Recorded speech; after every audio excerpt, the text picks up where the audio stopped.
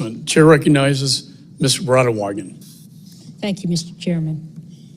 General Milley and/or General McKenzie, in April 2021, President Biden announced his decision to draw troops down to zero.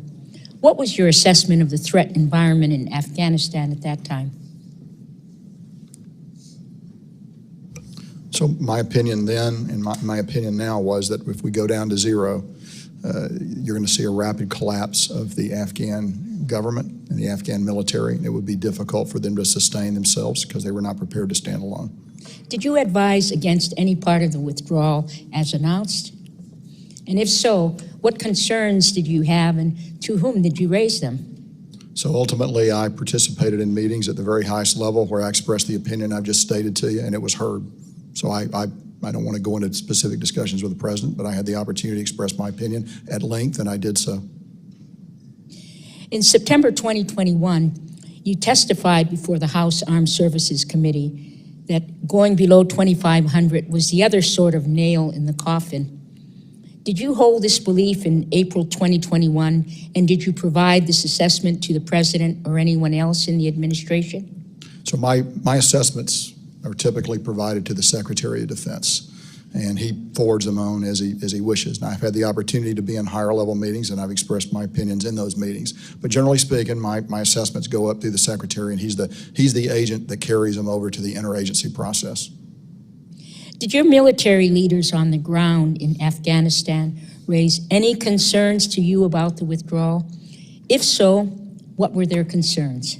Well, sure. So General Miller, our four-star commander in Afghanistan, his position mirrored mine, and the concerns that I've just articulated to you were those that were completely shared by Scott Miller. And in fact, many of my positions were developed from his initial analysis because he was the commander on the ground.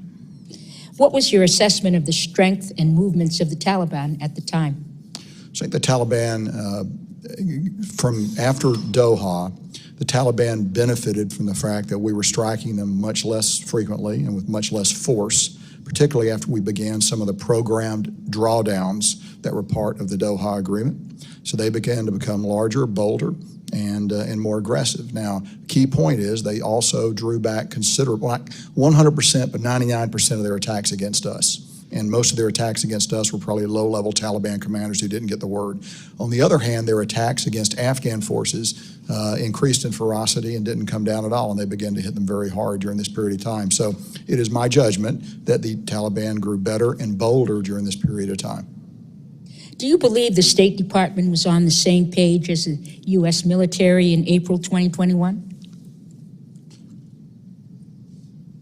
I'm just trying to, let me think about that for a minute, and I would say I think that the intent of the Department of State was to maintain a diplomatic platform in Afghanistan, even after we withdrew our military forces. I did not believe that was a feasible action, in that I didn't think that the government of Afghanistan would be around to be the partner for our diplomats once we removed our military capability. It was a divergence of opinion. And that divergence of opinion lasted until August, when we actually began to withdraw our embassy. Well, what was your assessment of the State Department's planning during the retrograde and in the lead up to the non-combatant evacuation operation? So I felt they were moving at a slower pace compared to us. We felt the immediacy of the problem. I felt the state was, just for a variety of reasons, not moving quickly. I felt strongly enough so that in mid-July, I took my concerns formally to the Secretary of Defense and outlined them. And I felt it ranged everything from the number of potential consular officers that we could use to process visas to what we might or might not do for lily pads across the region if we had to pull people out, to detailed plans from the embassy itself, a variety of things that concerned me, and also particularly the requirement for closer collaboration with the embassy and our State Department partners as the situation on the ground began to get worse and began, in fact, to accelerate. Thank you, Mr. Chairman. Yield back.